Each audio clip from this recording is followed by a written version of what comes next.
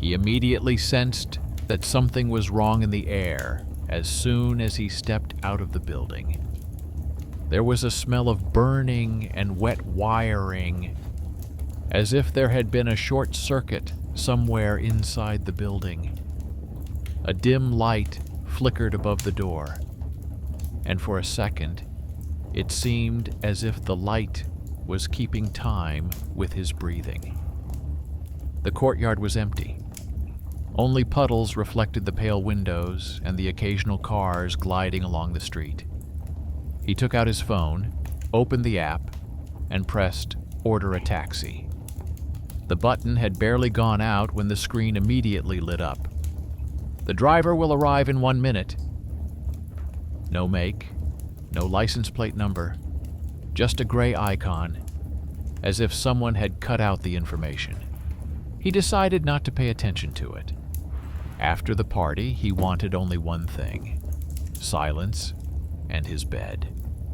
His friends stayed to finish their drinks, but he was tired and left early because he had to be at work in the morning.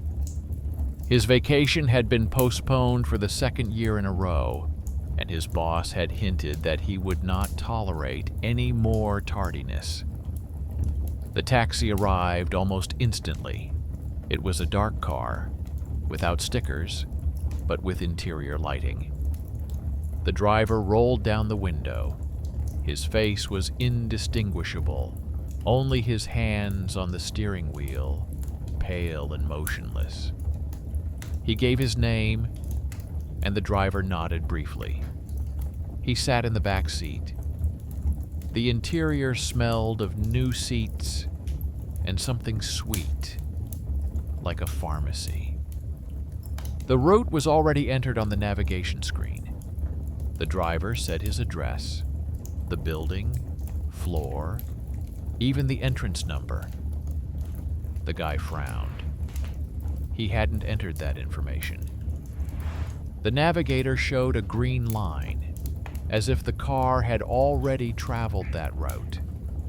He remembered that a year ago, on almost the same day, he was returning from a similar party. At that time, he was with a girl he had broken up with long ago. They had a fight right in the car, and he got out early. Since then, for some reason, he had avoided ordering taxis at night. Now the road seemed all too familiar. The same turns, the same traffic lights, the same shop windows. Only now, everything seemed to be shifted by half a tone, like an old movie playing in slow motion. The driver looked strange in the mirror. He didn't blink or move. At first, he decided that the driver was just focused. Then he realized that the driver wasn't making a single gesture, but the car was driving perfectly smoothly. The date flashed on the dashboard. He noticed that the day was the same as today, but the year was last year. He leaned closer. The navigator screen showed the message: trip completed. Below that was the amount and the passenger's signature. His name. He leaned back. Paper rustled under his hand. A receipt folded in 4 lay on the seat. He unfolded it, and his fingers trembled. In the timeline it said 23:49. That was exactly what his phone was showing now.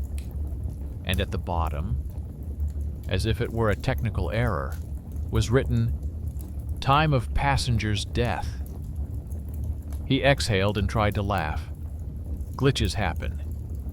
Maybe someone left an old receipt, or it was some kind of stupid prank. He was about to ask the driver, but stopped himself.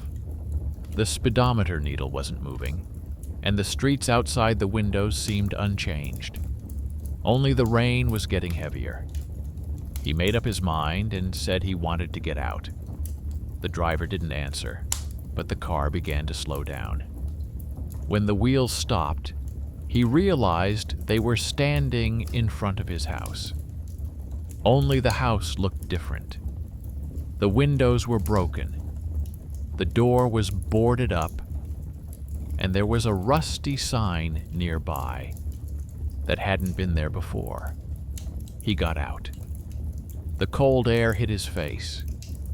He looked back. The car was empty.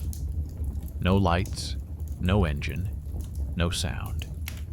Only tire tracks on the wet asphalt, and they were already disappearing. He slowly approached the entrance. An old sign with faded names of residents hung on the door.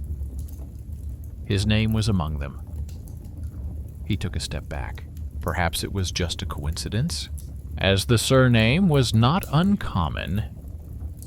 But the keys in his hand suddenly fit the lock perfectly. Click. He climbed the familiar stairs, even though he didn't want to. The lights came on in advance, as if someone was walking ahead of him. On the third floor, the door to his apartment was ajar. He stepped inside. Everything was in its place. The sofa, his jacket on the hook, even the dusty cup he had left behind that morning. But on the table lay a printout, a trip order, departure time, arrival time, amount. The passenger's signature, his again. And in small print at the bottom, copy for archives. He checked his phone. There was no order history. The app seemed to have been reset. He turned on the camera. The screen went dark, even though the light was on in the room. Only the reflection of the window and behind it, a motionless black car standing in the yard. He didn't know why he didn't run out right away. Probably because it all seemed too real, like a dream you don't try to stop until it's too late. He took out the folder with documents lying on the cabinet.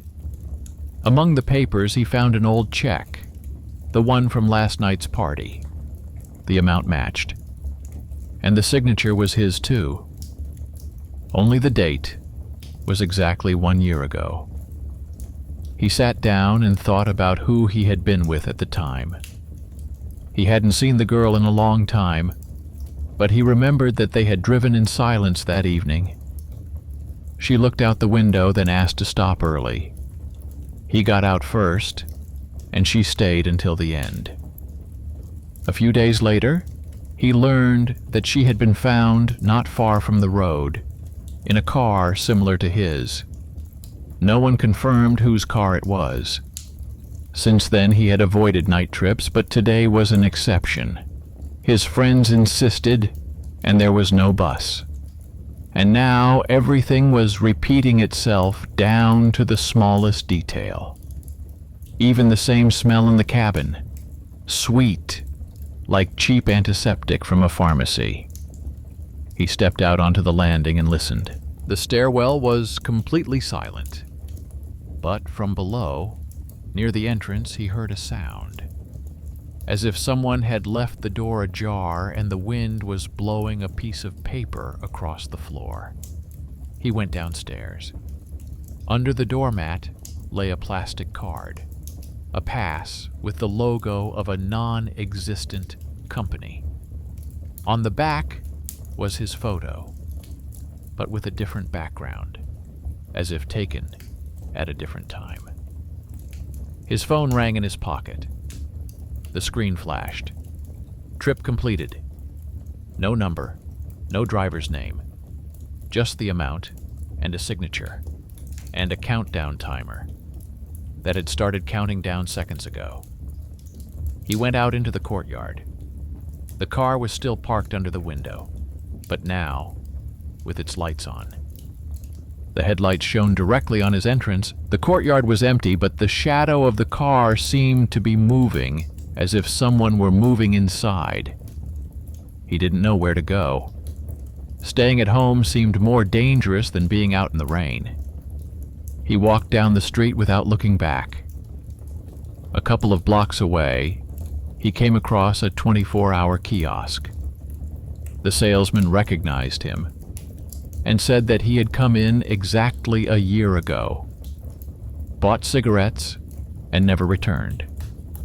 He asked if the salesman remembered what he had driven up in. The salesman replied that a car with no license plates had pulled up and the driver hadn't gotten out. He sat staring straight ahead, as if waiting for a signal. The guy realized that the route matched down to the second. Everything was repeating itself, and the end would be the same if he didn't intervene. He took out the old printout from his apartment and looked at the order code. It was the same numbers as on the current notification. He realized that the system had not malfunctioned. This was not an app error, a prank, or a coincidence. It was someone's attempt to restore the past, only instead of himself. And yet he didn't stop. He returned to the house and saw the car again. This time, the light from his apartment was reflected in the driver's window, as if someone had turned on a lamp inside. He moved closer. The window was rolled down a couple of inches. On the dashboard lay the same plastic card he had found under the mat. He reached out his hand and suddenly felt a chill. It was so sharp that his breath turned to steam. It was as if the car was sucking in air. He pulled his hand back, and the card fell onto the asphalt. On the back was the inscription, "Passenger confirmed." He ran to the entrance, but the door wouldn't open. The lock wouldn't turn, as if it had already been locked from the other side. The light on the staircase flickered, and then he saw his own reflection in the window, sitting in the back seat of the car. He stood in the courtyard until dawn. The car was gone. All that remained were tire tracks and a piece of paper stuck to the wet concrete. It had his home address and today's date on it. At the bottom was the note, "Trip completed." He returned home. The door was open. The monitor on the table was flashing. An email with an unread message sent exactly 1 year ago. The subject line read, "Trip report." Inside was a photo from the car interior. He was sitting in the back seat, looking out the window. On the mirror was a sign that read, "Driver." And behind the wheel was him. He turned off the screen and sat in the dark. He realized that all this was not a dream, not a memory, not mysticism.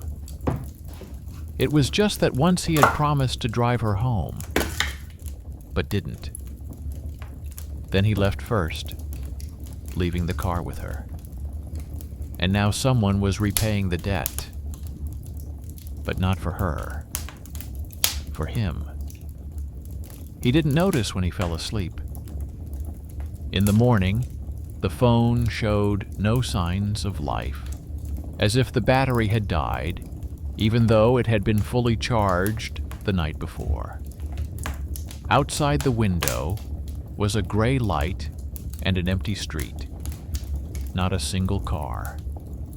Only the shadow of a tree fell on the wall, and it seemed to breathe. He went into the kitchen. The refrigerator wasn't humming. The plug was in the socket, but there was no light.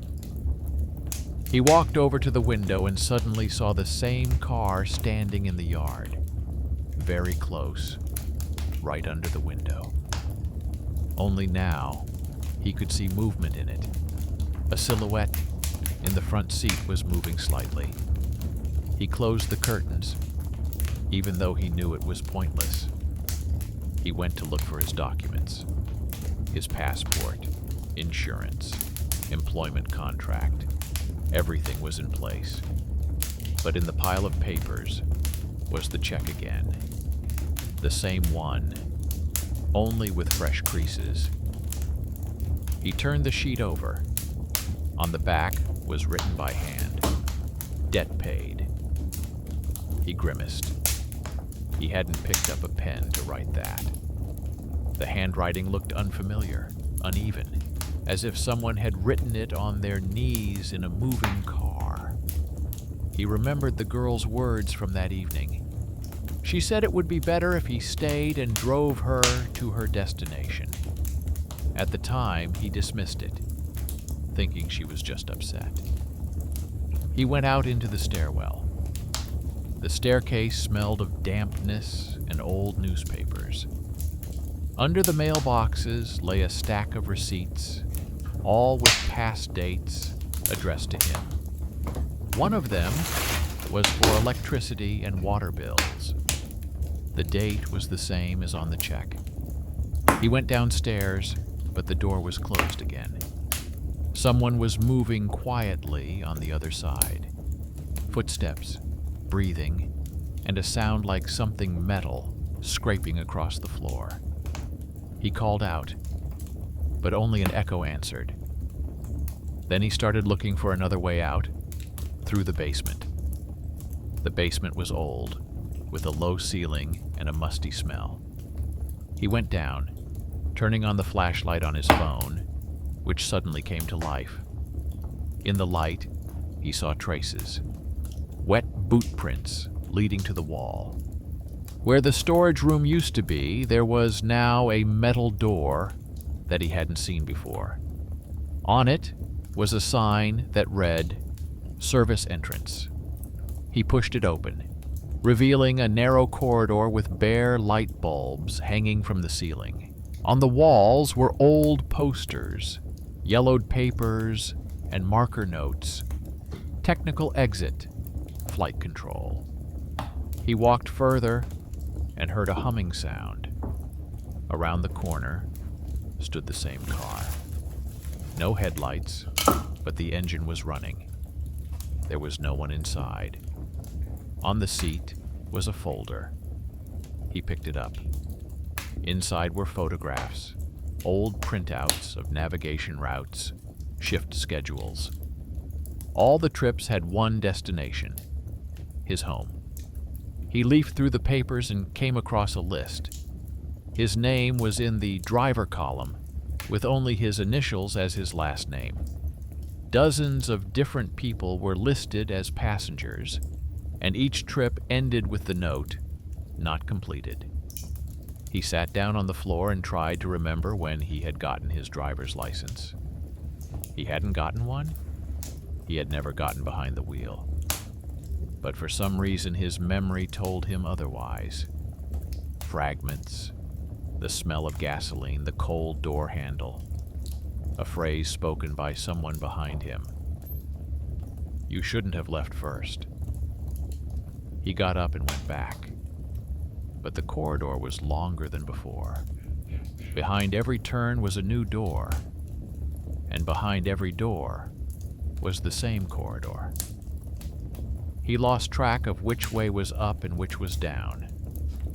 Then he decided to leave a mark. He put the check on the floor by the wall. A few steps later, he saw it again. He returned to the basement, as if he had been thrown back. The car engine was no longer humming. The lights were out. A notification popped up on his phone screen. New shift started. He looked at the screen and froze. His photo, signature, and employee number. Next to it was the inscription, "Access granted." He ran out into the street. The sun was peeking through the clouds, and the courtyard looked normal. People were going to work, windows were opening, someone was walking their dog. No one paid any attention to the dark car standing in the middle of the courtyard. He came closer. Now it looked like any other car, with a taxi sticker and company logo. On the windshield was a shift driver card. The photo was his. He felt the air tremble. It smelled of the same antiseptic. He opened the door and sat down in the driver's seat. The interior was empty, the mirrors gleamed cleanly, and the keys were already in the ignition. He turned them, and the engine started immediately, as if it had been waiting for just that. The route lit up on the dashboard, a house on the outskirts, an address he didn't know. Arrival time, in 20 minutes.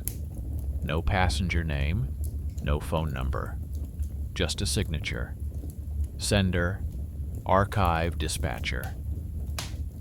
He drove off. The road led through an old industrial area. He didn't remember ever being here before. On the side of the road were abandoned warehouses with broken windows. The radio crackled, then picked up a station quietly broadcasting last year's weather forecast. Halfway there, he noticed that the odometer wasn't increasing. It was as if the car was standing still, even though everything outside the window was moving. He turned off the ignition, but the engine continued to run. Then he simply let go of the steering wheel, and the car turned onto a narrow road between two buildings.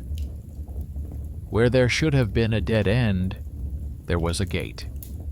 On it was a sign, Data Storage Facility, entry by permission only. Below it was a list of dates, including today's. He stopped and got out of the car.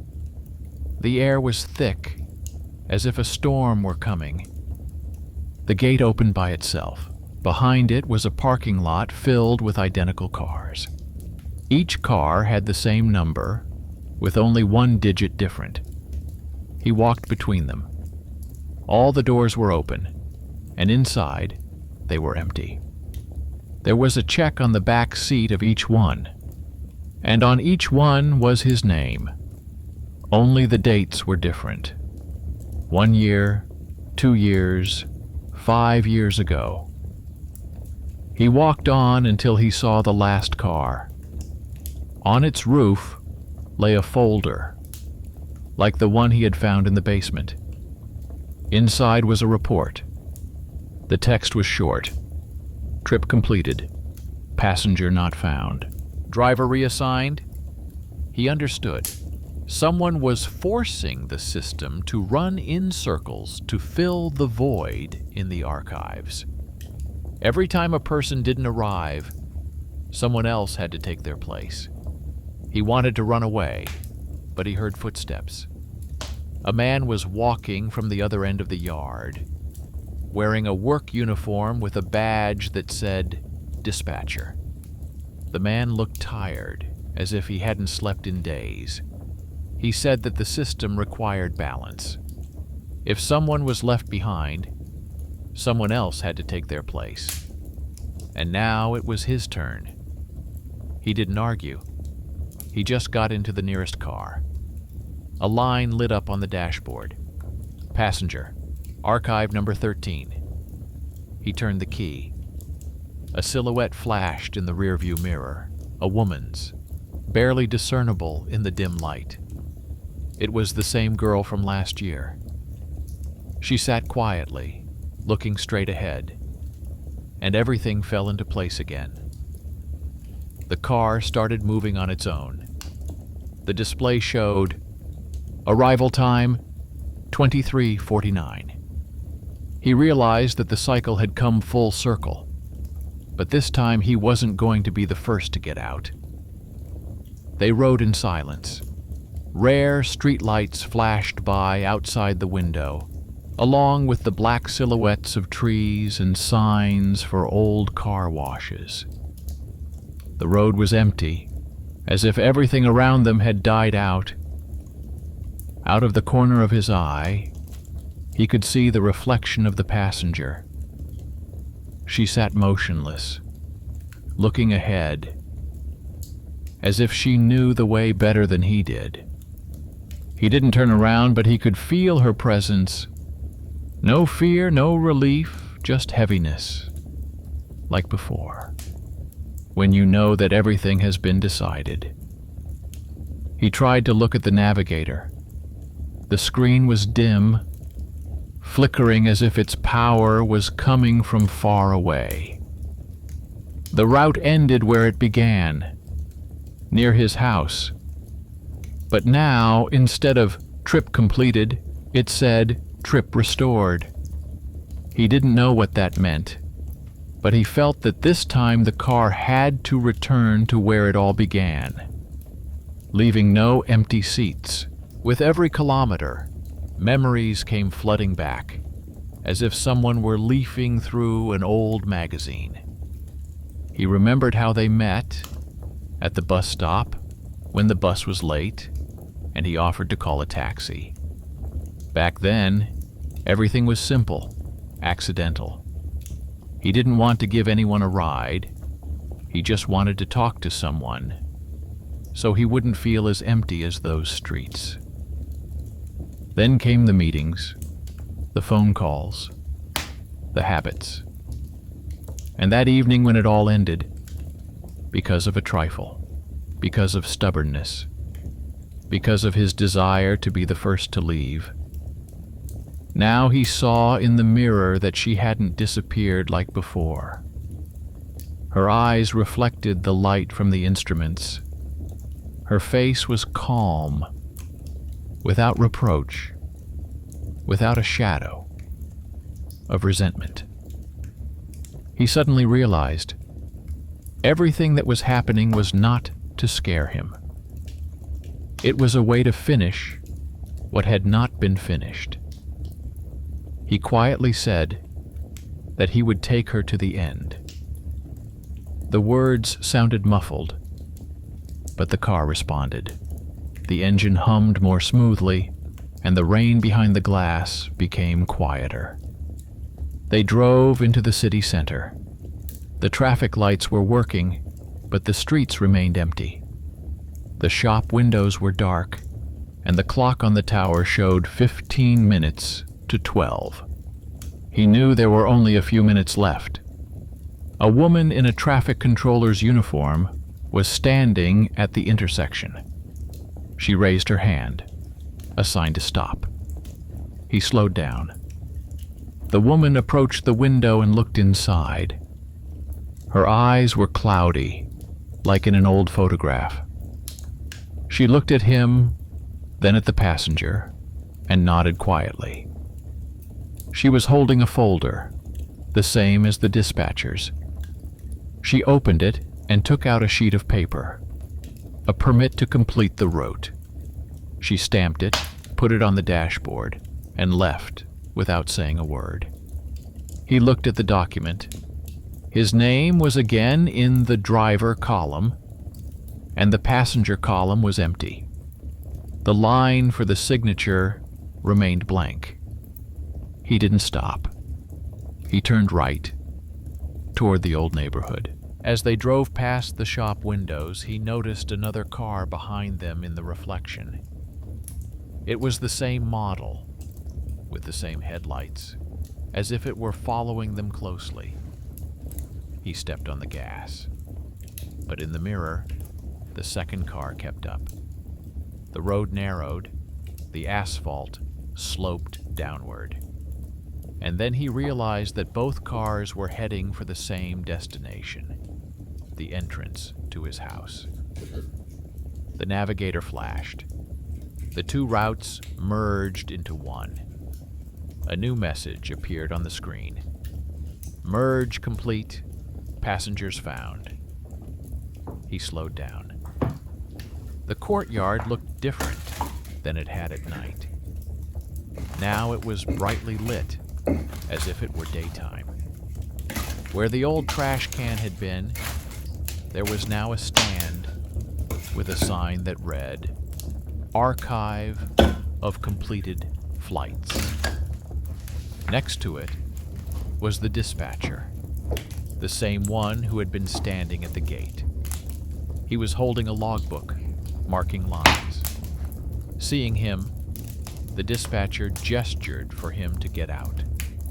He turned off the engine and turned to the passenger. She was gone.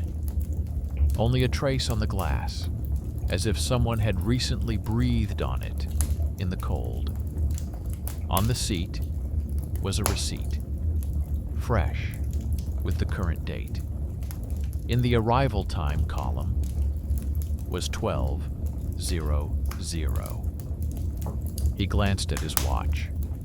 That was exactly what it was. He got out of the car. The dispatcher closed the log and said that everything had now been corrected. The route was closed, the error had been fixed, and the archive had been restored. All that remained was to sign it. He picked up the pen. On the sheet of paper was his name and the date, exactly 1 year after that trip. His signature had to be the last one. He signed it.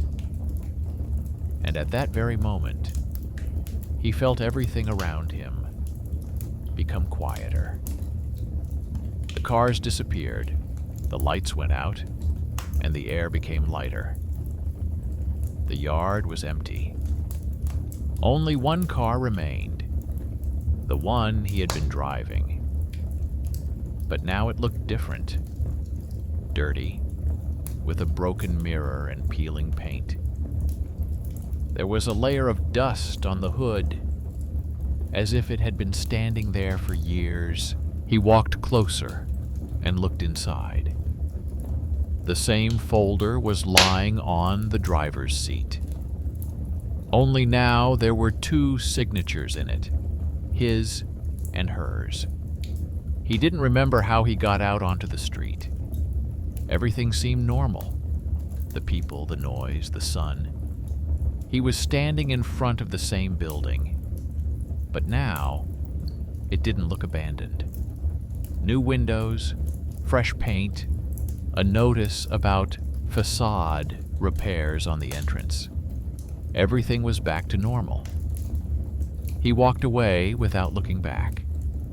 At the intersection, a car with a yellow taxi light drove by. The driver was young, with a tired face. Their eyes met, and it seemed to him that there was recognition in that gaze, as if someone had passed on the shift.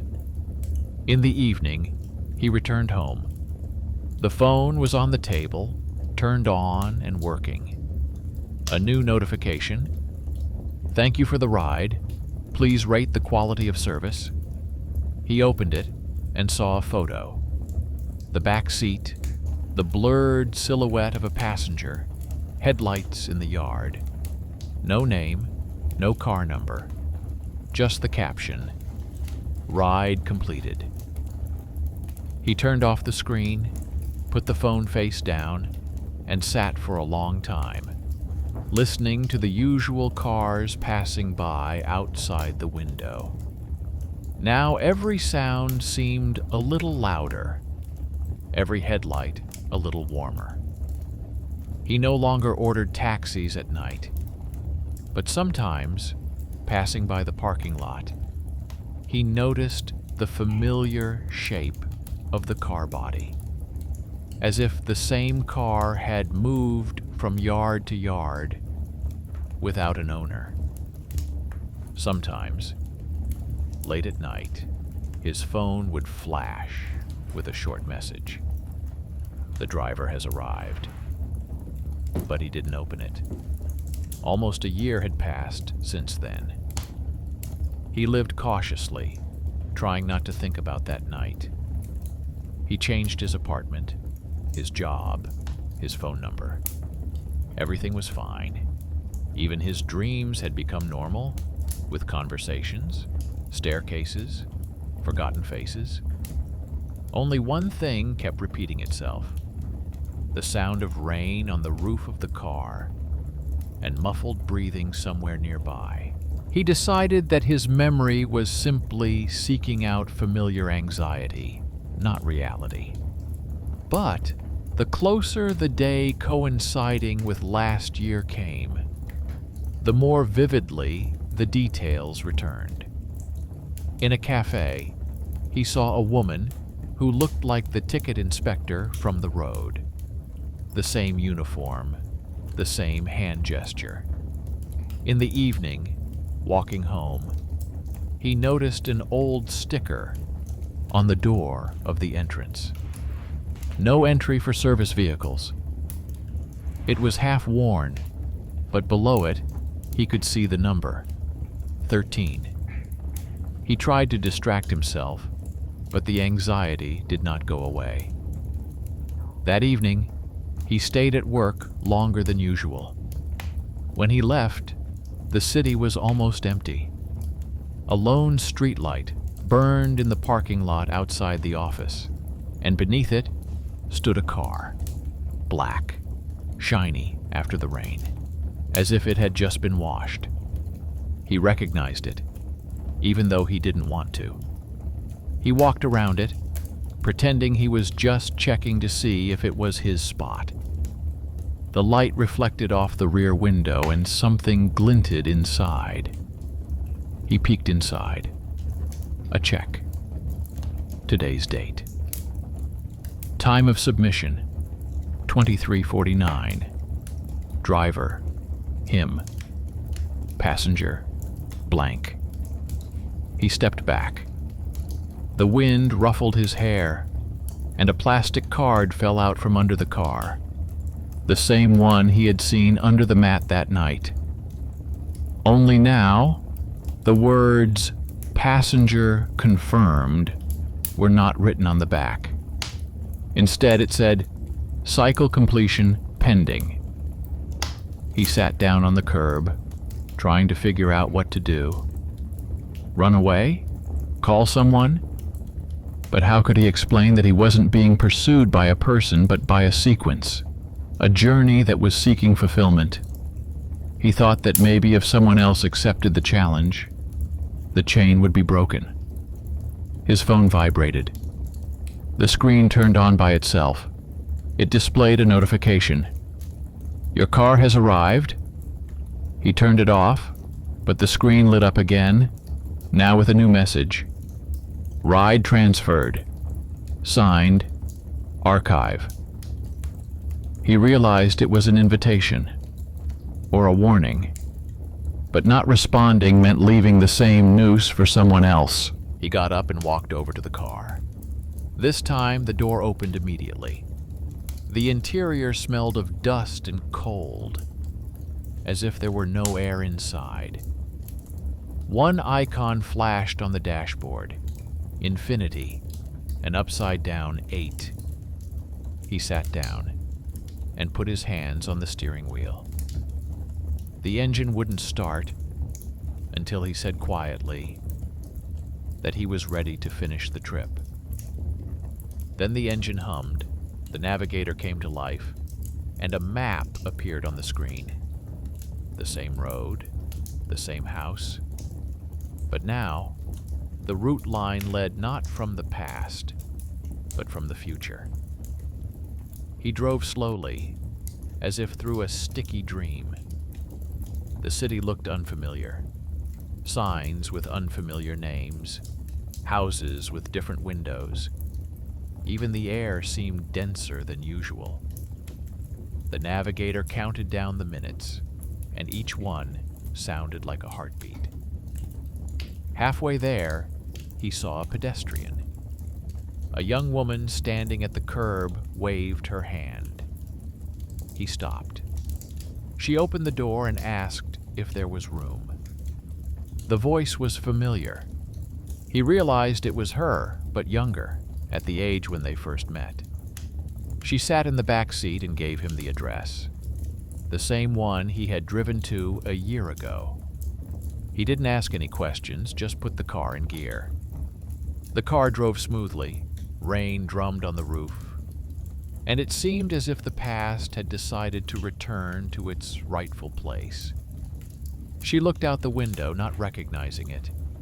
She spoke quietly, saying she was afraid of being late, that the taxi had taken a long time to arrive. He nodded, even though he understood that all this had already happened. Only now the roles had changed. Halfway there, he noticed that the road had changed again. Instead of gray houses, there was a vacant lot and old hangars. The navigator flashed red. "Route unstable." He stopped. The girl looked at him, straight on for the first time. Her eyes were calm, as if she knew who he was. She said, or so it seemed to him, that everything had to be completed, otherwise the trip would start over. He nodded. Then she handed him a check, fresh, undated. In the passenger field was his name. He realized that he hadn't been living this whole year, but traveling, simply not noticing the road. That the archive was not a place, but a memory of everyone who had not brought another to the end. He signed the check. The girl vanished, like mist after rain. The car stopped at the old intersection where they had parted for the first time. The display lit up. Trip completed. In the morning, the janitors found the car with the door open. Inside was a phone with the navigator turned on, showing a route that went in a circle, returning to the same point. An unsigned check lay on the back seat. It had only one line on it. Trip completed. Neighbors later said that for another week, they saw the same car parked at the entrance at night. Sometimes the lights would flash, as if someone had gotten in and driven away. But by morning, it would disappear, leaving only a wet trail on the asphalt. Now, when someone calls a taxi late at night, the app sometimes shows a strange detail.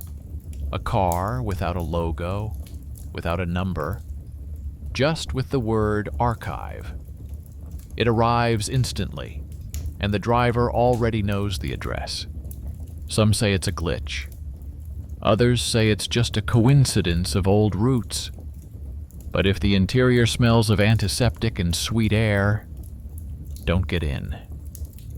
Because those who got out of such a car have already ridden in it before. And if you suddenly see a ticket with your name and a time that matches the present, don't try to unfold it. Just walk. The narrator falls silent, and only calmness remains in his voice. Not fear, but understanding. He says that time sometimes repeats.